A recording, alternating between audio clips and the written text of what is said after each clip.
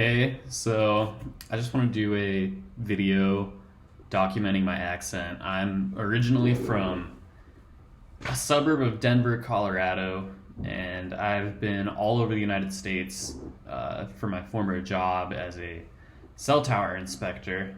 I'm actually going to be headed out to Alaska pretty soon, in like 2 months.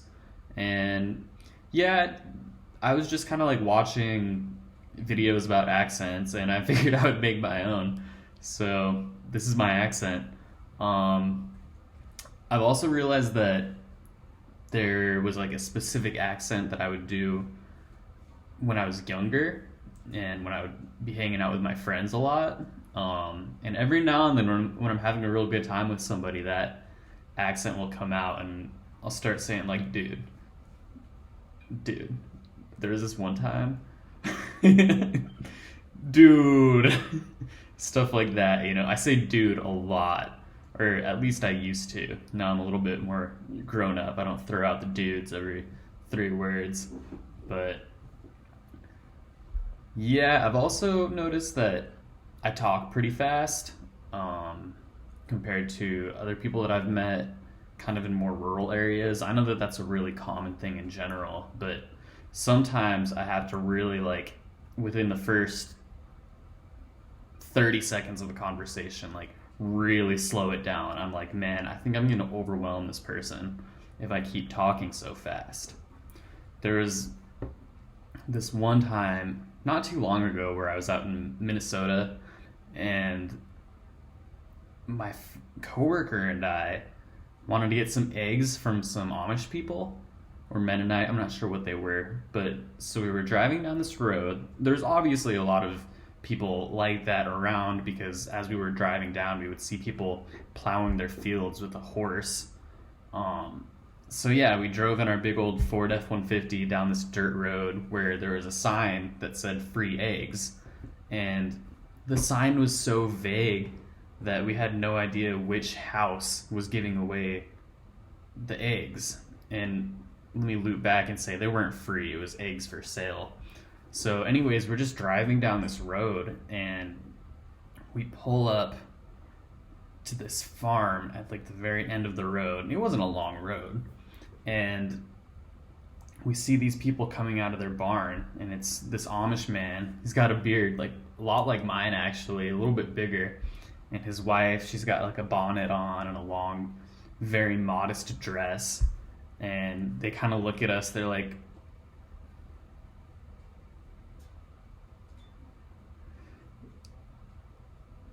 and so anyways, we roll down the window, and my coworker, he's from Chicago, Illinois. He starts talking to him. He's just like, yeah, we just came down this road. We just got some eggs. We want to find some eggs. Do you guys want to sell us some eggs? Like, if you could sell us some eggs, that'd be awesome. And the guy was just like, oh, well, I think we could go get some eggs for you. Um, Ethel, do you want to see if you can go get some eggs for these guys? And yeah, I'm rambling on, but I kind of jumped in and I started talking a lot slower. I was trying to match this guy and like build some sort of rapport with him, even though I'd never see him again. But yeah, I was like talking to him about the weather, how things have been going out there. And yeah, that's one thing that I've noticed about accents. Um,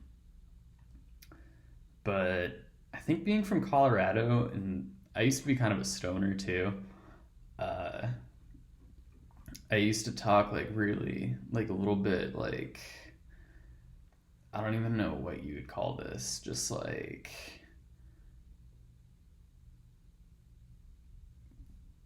I have no idea what it would be called, but it's kind of just like you talk lower and a little bit slower, and it's like this.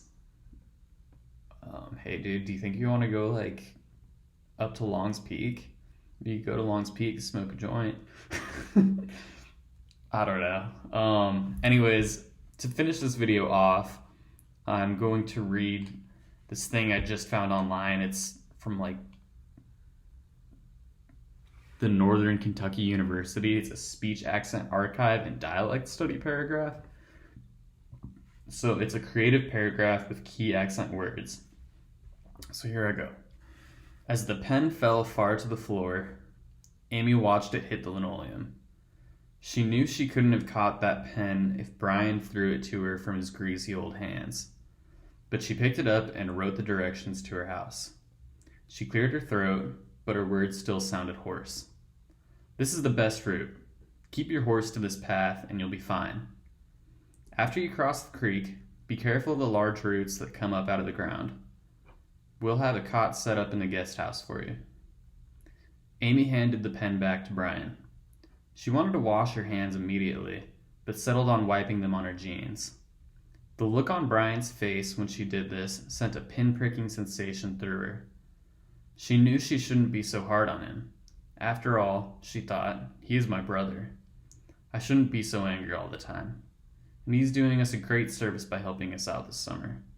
Thanks again, Brian. I'll see you in the morning. Travel safe. Brian nodded to his sister. He did not attempt to extend his calloused, dirty hand to her, but he smiled, knowing that at least she had begun to trust him again. I don't even know what I just read, to be honest. Something about Brian having greasy hands, and then he has to go cross a creek. Amy wrote him some directions. She thought his hands were disgusting.